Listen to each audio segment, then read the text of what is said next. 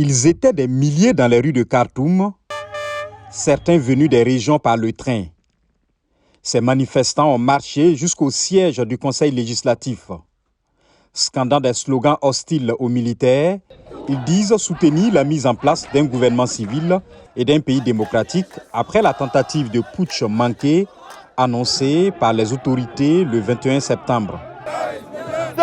Nous disons à Bourhan, remettez la loi en place. La patrie nous attend pour la construire, car c'est notre droit d'imposer la loi par la force, et c'est pourquoi nous choisissons soit la règle civile, soit le chaos.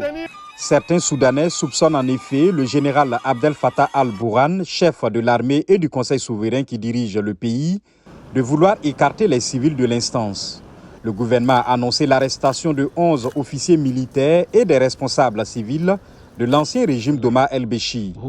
Le Premier ministre Abdallah Hamdok a appelé à une réforme de l'armée. Pour les manifestants, les militaires constituent une menace permanente pour la réussite de la transition.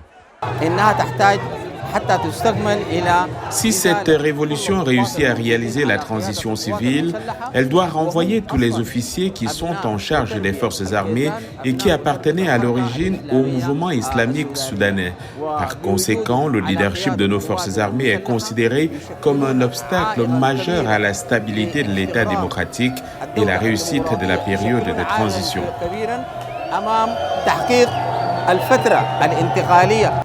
Le Soudan est actuellement dirigé par un conseil souverain composé de civils et de militaires, censé assurer la transition vers un pouvoir civil. Selon les analystes, la transition est fragilisée par la fragmentation des groupes politiques et la crise économique dans le pays.